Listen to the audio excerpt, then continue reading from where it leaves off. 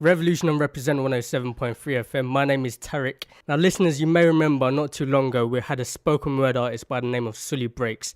Came down, dropped a live session, and a lot of you were excited about that. I was excited this morning when I opened up a package, had no idea what it was. Opened it up, put it in the player, pressed play, and it totally blew me away. It's his brand new piece from his brand new The Dorm Room EP.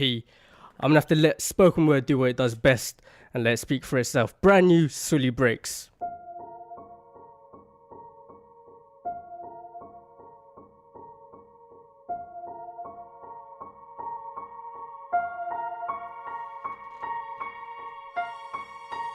Right now, there is a kid finishing parents' evening in a heated discussion with his mother, saying, why does he have to study subjects he will never ever use in his life?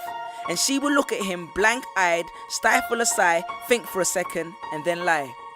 She'll say something along the lines of, you know, to get a good job you need a good degree, and these subjects will help you get a good degree. We never had this opportunity when I was younger. And he will reply, but you were young a long time ago, weren't you, mum? And she won't respond, although what he implies makes perfect sense, that society's needs would have changed since she was 16. But she will ignore him, grip his hand more sternly, then drag him to the car. But what she doesn't know is that she didn't ignore him just to shut him up. She didn't lie because they were just returning from parents' evening and an argument in the hallway would look bad on her resume. She won't lie because she's just spent the last 1 hour convincing a stern-faced teacher that she will ensure that her child studies more at home. No, she will lie simply because she does not know any better herself. Although her whole adult life she has never used or applied Pythagoras' theorem, pathetic fallacy, and still does not know the value of x, she will rely on society to tell her that her child, who has one of the sharpest minds in the school, is hyperactive, unfocused, easily distracted, and wayward. Students, how many equations, subjects, and dates did you memorize just before an exam never to use again? How many A grades did you get which were never asked for when you applied for a job?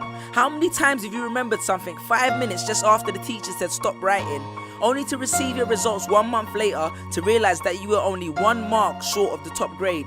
Does that mean remembering 5 minutes earlier would have made you more qualified for a particular job? Well, on the application form it would have.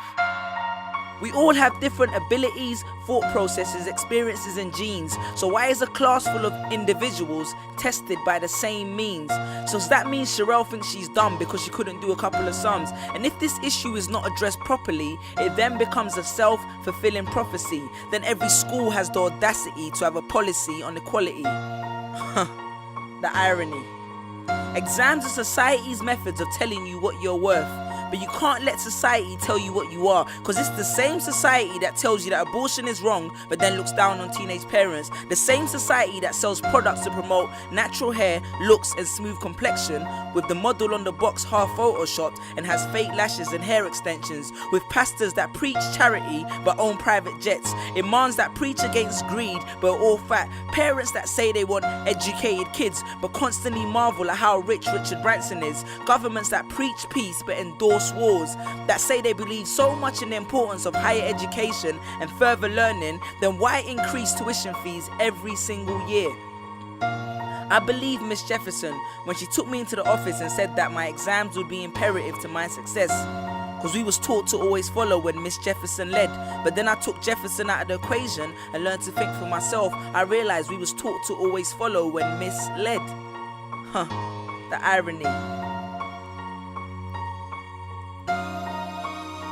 Test us with tests, but the finals are never final, because they never prepare us for the biggest test, which is survival. And what I suggest is fairly outlandish, so I do not expect everyone to understand this, except for the kids who knows what it feels like to be worth no more than that D or that A that you get on results day, and the ones whose best stories were never good enough for the English teacher, because apparently you missed out key literal techniques, did not follow the class plan, and the language was too informal for him to understand. But then he'd reference Hamlet and Macbeth, and you'd fight the urge to express your contempt by partially clenching your fist with only your medius finger left protruding in the middle of your hand, and then asks if he was aware that Shakespeare was known as the innovator of slang, or the kid at the back of the class who thinks, why am I studying something that doesn't fuel my drive? But then when confronted with a maths problem, his eyes come alive. So this one is for my generation, the ones who found what they were looking for on Google, the ones who followed their dreams on Twitter, pictured their future on Instagram, accepted destiny on Facebook. This one's for my failures and my dropouts, for my unemployed graduates, my shop assistants, cleaners and cashiers with bigger dreams,